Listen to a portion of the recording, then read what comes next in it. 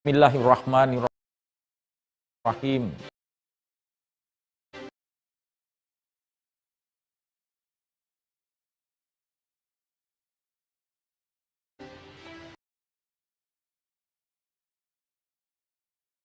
Assalamualaikum warahmatullahi wabarakatuh.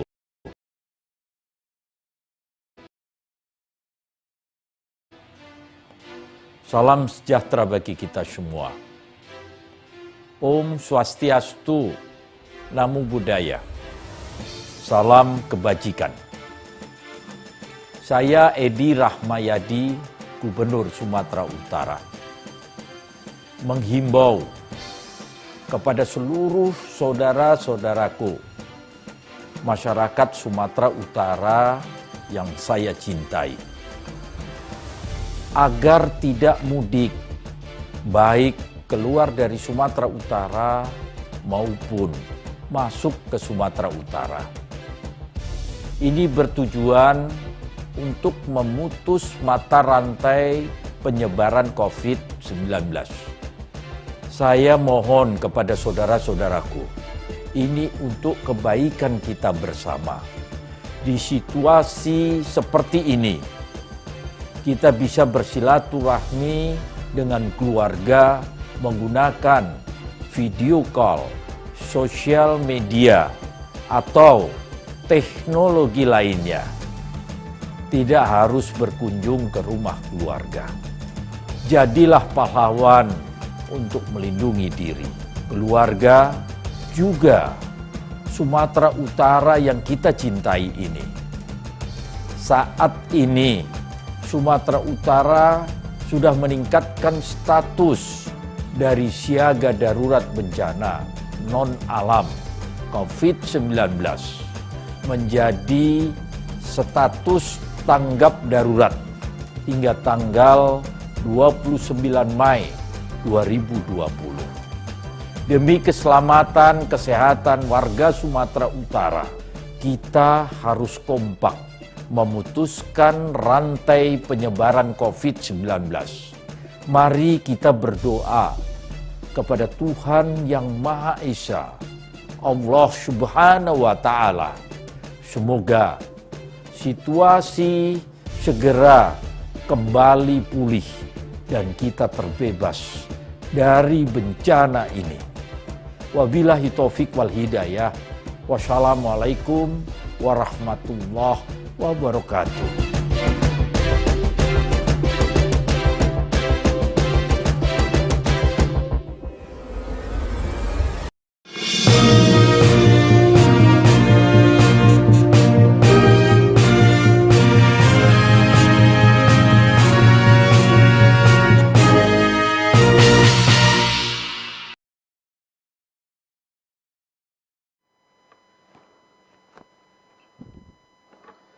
Bismillahirrahmanirrahim. Assalamualaikum warahmatullahi wabarakatuh. Salam sejahtera bagi kita semua. Selamat sore warga masyarakat Sumatera Utara yang saya hormati dan saya banggakan.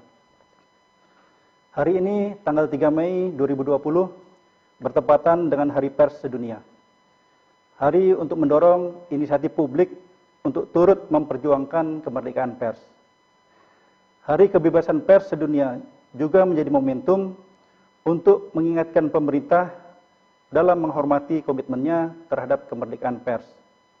Pers nasional mempunyai fungsi sebagai media informasi, pendidikan, hiburan, dan kontrol sosial.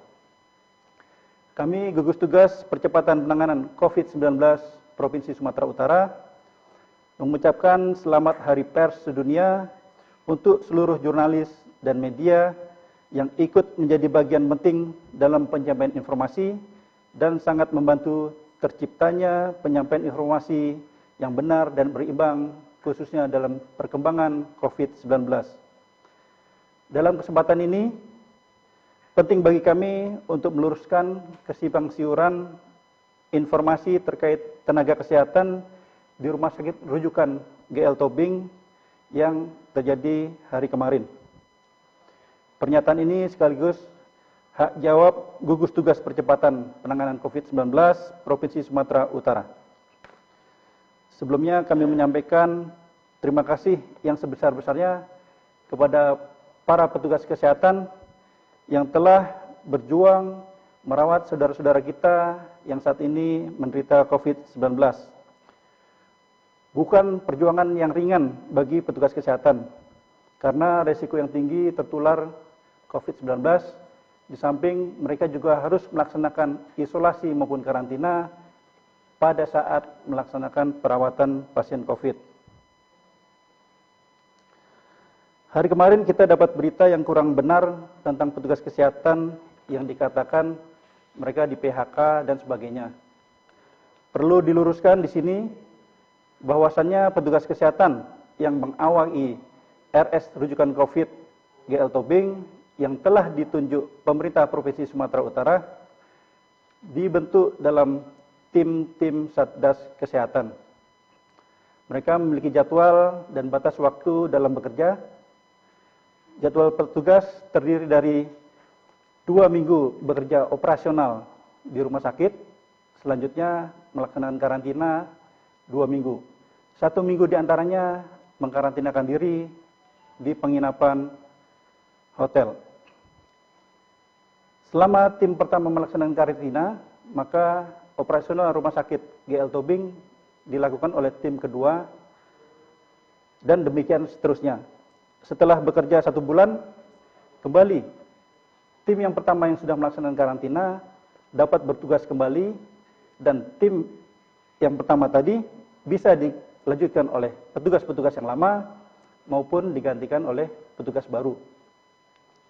Saat ini mereka digantikan, sebagian kecil digantikan oleh petugas-petugas yang baru, yang mana dikarenakan kebutuhan dari rumah sakit asal petugas tersebut atau bersifat rolling dari rumah sakit tempat bekerja sebelumnya.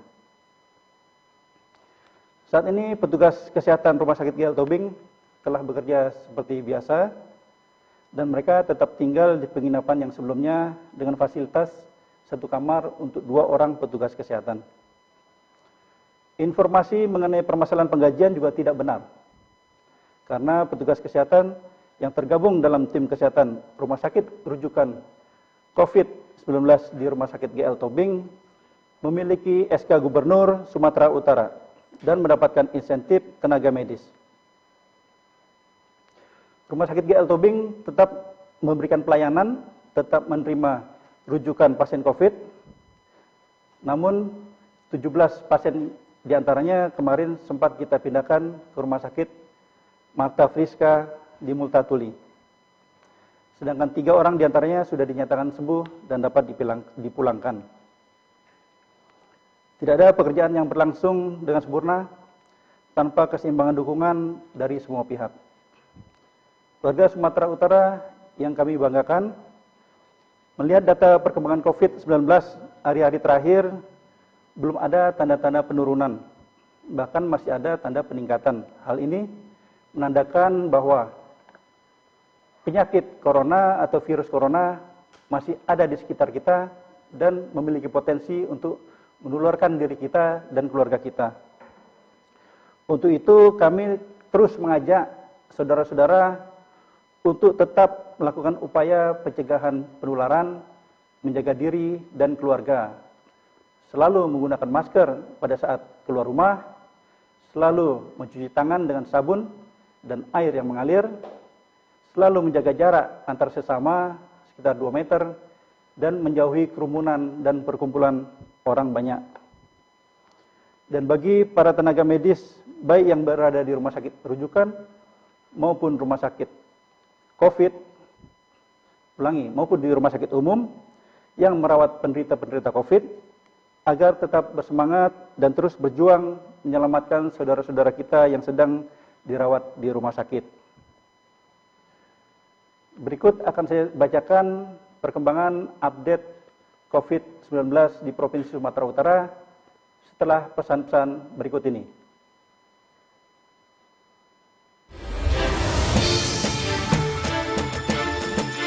Alur rujukan Rumah Sakit Darurat Rujukan COVID-19, Rumah Sakit Marta Friska dan Rumah Sakit GL Tobing. Rumah sakit asal memastikan bahwa pasien yang dirujuk adalah PDP baru yang telah dikonfirmasi oleh dokter spesialis paru, penyakit dalam, dan bukan pasien PDP yang sedang dalam perawatan di rumah sakit asal. Pasien PDP sudah harus dilakukan pemeriksaan darah lengkap, foto toraks, dan EKG sebelum dirujuk. Rumah sakit asal meminta persetujuan kesediaan pasien dirawat di rumah sakit darurat rujukan COVID-19 tanpa didampingi keluarga serta tidak ada jam kunjungan keluarga kecuali pasien anak di bawah 15 tahun. Pasien anak boleh didampingi satu anggota keluarga. Rumah sakit menghubungi hotline rumah sakit darurat rujukan COVID-19 Marta Priska Multatuli 061 414 9666 0813 6213 6822. Hotline Rumah Sakit Darurat rujukan COVID-19 Rumah Sakit JL Tobing 0822 6804 0024. Pasien dikirim dengan menggunakan ambulans rumah sakit asal dengan membawa hasil pemeriksaan.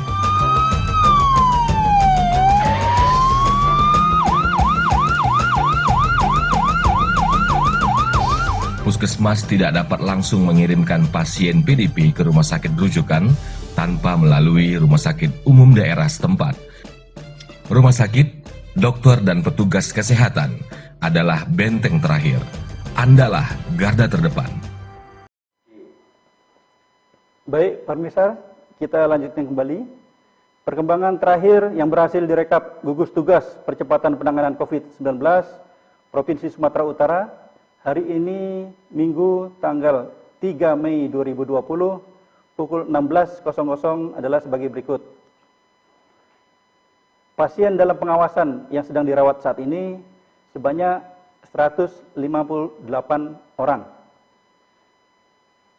101 diantaranya sedang dirawat di Kota Medan dan 22 orang diantaranya dirawat di Deli Serdang. Selanjutnya, penderita dengan PCR positif sebanyak 124 orang atau meningkat 7 pasien dibanding 2 hari kemarin. 93 diantaranya berada di Kota Medan, selanjutnya 12 orang di Deli Serdang dan 4 orang di Labuan Batu. Ulangi, di Asahan. Kemudian pasien meninggal masih sama seperti sebelumnya, seperti yang kita harapkan, tidak ada penambahan, sebanyak 13 orang, dan penderita yang sembuh sebanyak 41 orang. Kita doakan saja semoga saudara-saudara kita yang sedang dirawat saat ini dapat segera diberikan kesembuhan sehingga angka kesembuhan COVID-19 Provinsi Sumatera Utara dapat meningkat. Gugus Tugas Percepatan Penanganan COVID-19 Provinsi Sumatera Utara sekali lagi mengucapkan banyak terima kasih kepada saudara-saudara warga masyarakat Sumatera Utara yang telah memberikan donasinya baik berupa barang, alat kesehatan maupun uang. Serah terima donasi barang dapat diserahkan di posko gugus tugas COVID-19 Rumah Gubernur, sedangkan untuk donasi uang dapat ditransfer ke Sumut Peduli COVID-19, Bank Sumut, nomor rekening 1000102 73 kali 74 kali.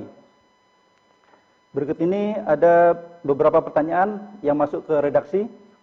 Yang pertama, per 1 Mei hingga saat ini, Sumut salah satu provinsi tidak ada penambahan kasus positif. Apakah sudah ada penurunan atau ada kendala di alat sehingga hasil belum dikeluarkan? Jadi, 2 hari kemarin, tanggal 1 dan tanggal 2, memang tidak ada perubahan hasil dari penderita yang swab positif dikarenakan ada kendala teknis dalam hal pemeriksaan.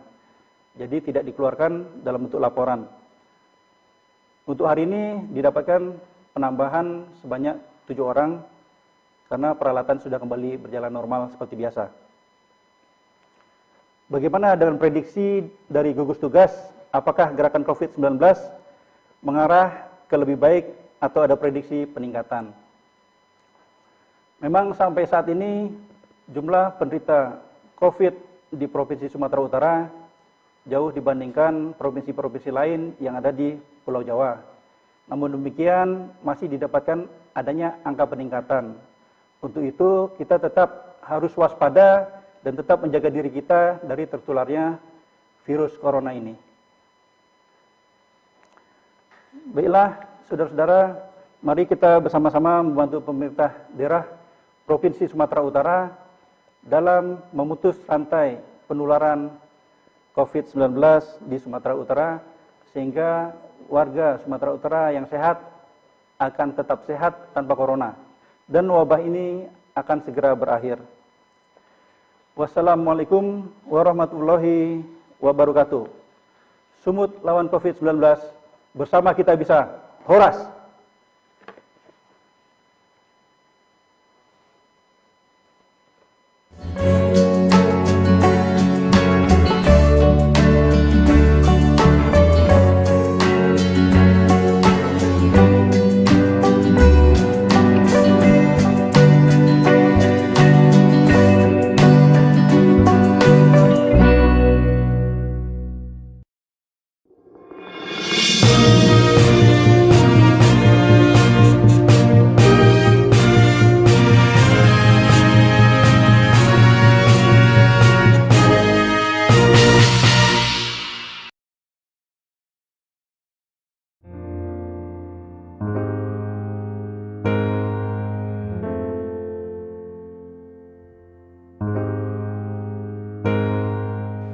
Assalamualaikum warahmatullahi wabarakatuh. Warga Sumatera Utara yang saya cintai, pemerintah Provinsi Sumatera Utara telah melakukan langkah serius dan melibatkan banyak pihak untuk menghadapi pandemi COVID-19. Alhamdulillah, di tengah kondisi ini, kami merasa bersyukur banyak orang-orang baik yang dengan tulus ikhlas menolong masyarakat Sumatera Utara, menjadi relawan luar biasa dan tanpa pamrih. Inilah semangat kebersamaan kita yang diajarkan agama kita, budaya kita. Teruslah saling menguatkan, tetap jalankan protokol kesehatan. Semoga Allah merahmati usaha kita dan pandemi ini segera berakhir. Assalamualaikum warahmatullahi wabarakatuh. Bersama kita bisa.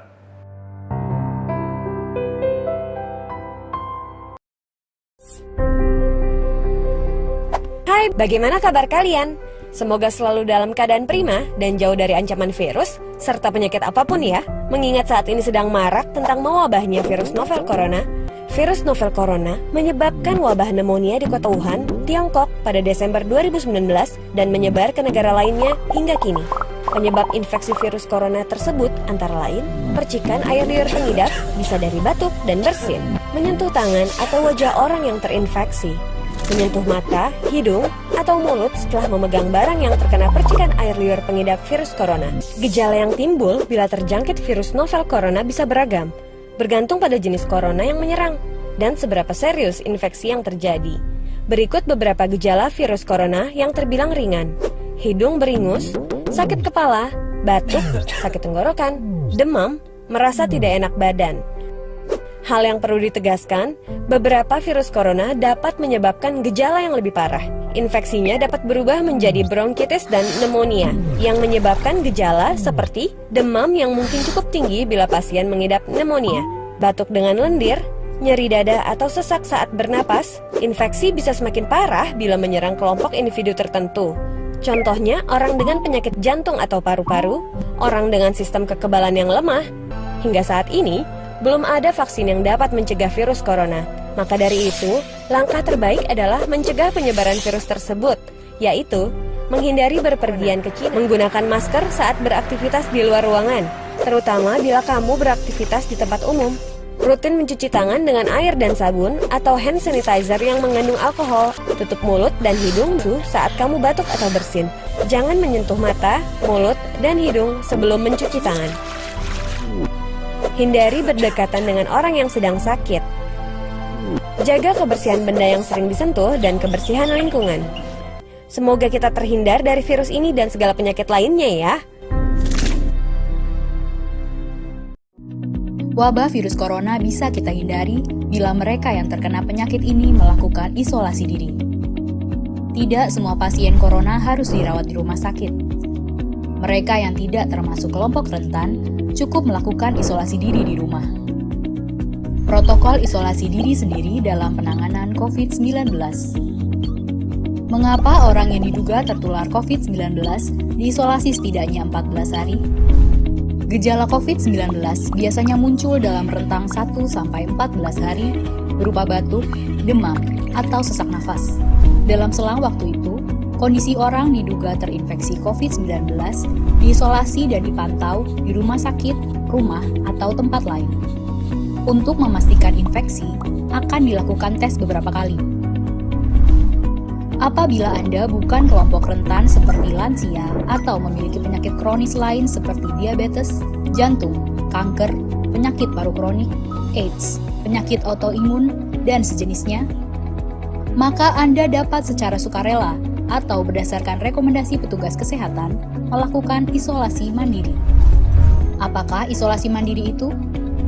Isolasi mandiri adalah upaya mencegah penyebaran COVID-19 dengan berdiam diri di rumah sambil memantau kondisi diri kita, seraya tetap menjaga jarak aman dari orang sekitar atau keluarga. Siapa yang perlu melakukan isolasi mandiri?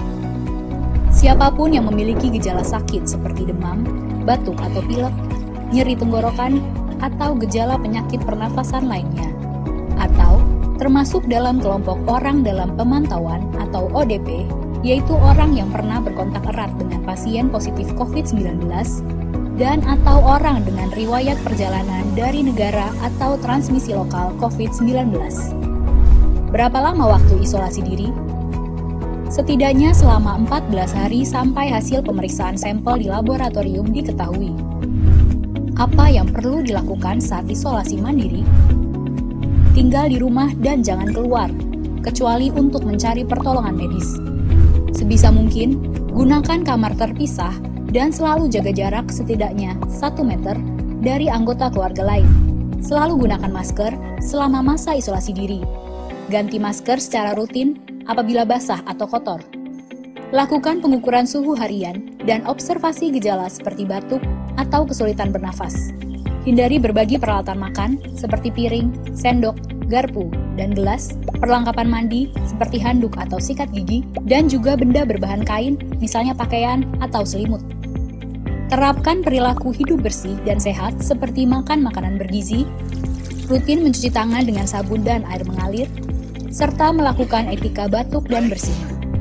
Upayakan berada di ruang terbuka dan berjemur sinar matahari setiap pagi. Jaga kebersihan rumah dengan cairan disinfektan, terutama untuk area atau permukaan yang sering tersentuh tangan.